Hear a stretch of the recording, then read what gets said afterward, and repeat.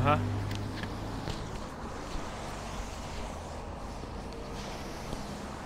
Осы аптан сәлем достар, қалдарың қалай? Қайырлы таң. Қазір таң атып жатыр. Ең алдымен осы келіп жеткен қасиетті ораза айымен баршаңызды құттықтаймын. Оразаларыңыз қабыл болсын. Біздің видео енді осы аптадағы видео бір аса бір мәнді, жаңа бір нәрсені бермейді.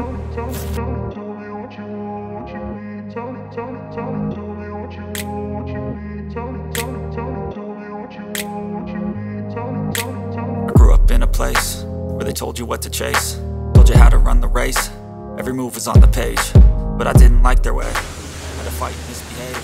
Ярис автомашина деймін, өте экономичный, жүрісі де жақсы.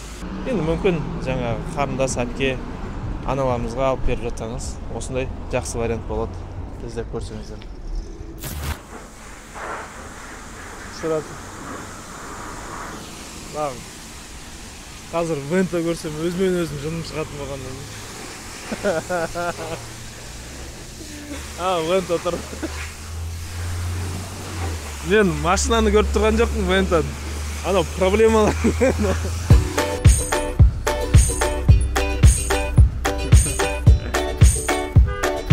Любой хозяин жолған проблемалармен көріп тұрмын. Бәле. Маркке қанша ақша жұмсадық? Әлі не істеу керек? Қандай жағдайға жеткізу керек? Қандай ұсыныстар берді? Жаңа подписчиктер не деп жатыр? Соның бәрін айтып, түсіндіріп өтетін боламын.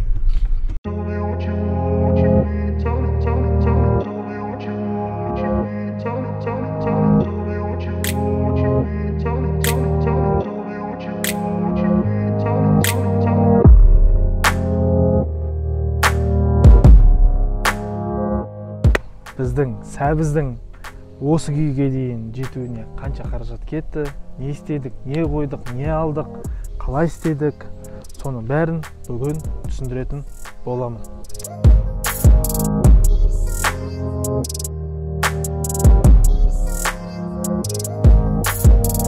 Достар, енді ең алдымен кузов жағына тоқталсақ, кузов жағында қалай болды, неге бұндай ойға келдім, неге осы екі комбинированный түске бояуды шештім. Шынымды айтсам, мен мынандай Марк деген көліктерді, жаңа оң рульді Винді, Марк, Чайзер деген көліктерді тек қана былай бір YouTube-тағы роликтардан көріп қана бүйтіп қызықпасам, осы күнге дейін бұл машиналарға бір аламын, осын айдаймын, көремін, жүремін деп мүлдем жоспарламаппын. Білмеймін, 90-шы кузовтағы Марк мүлдем ұнамайды. Ал мынау болса, нағыз самурай деп айтуға болады. Енді бәр жері келеді.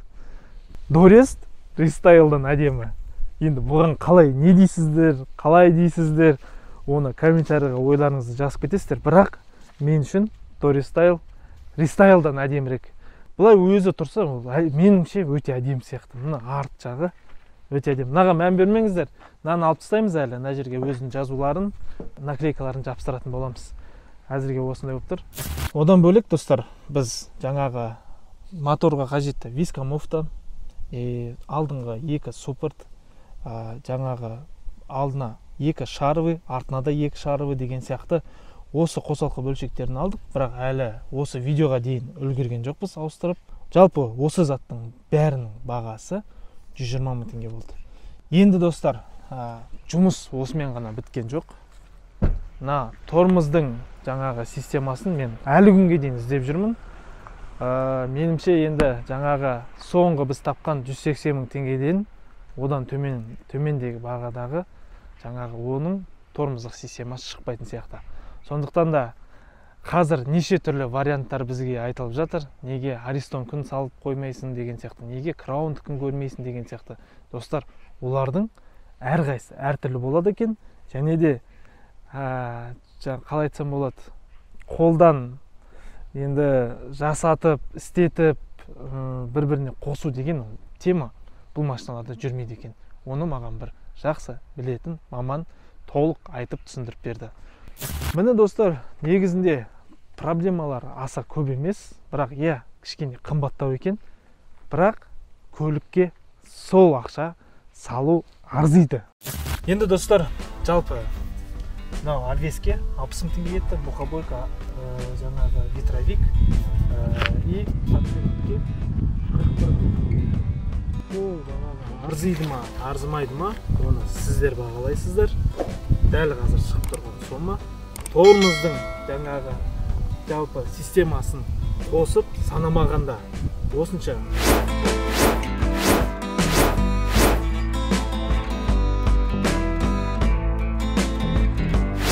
бағана шығып тұр.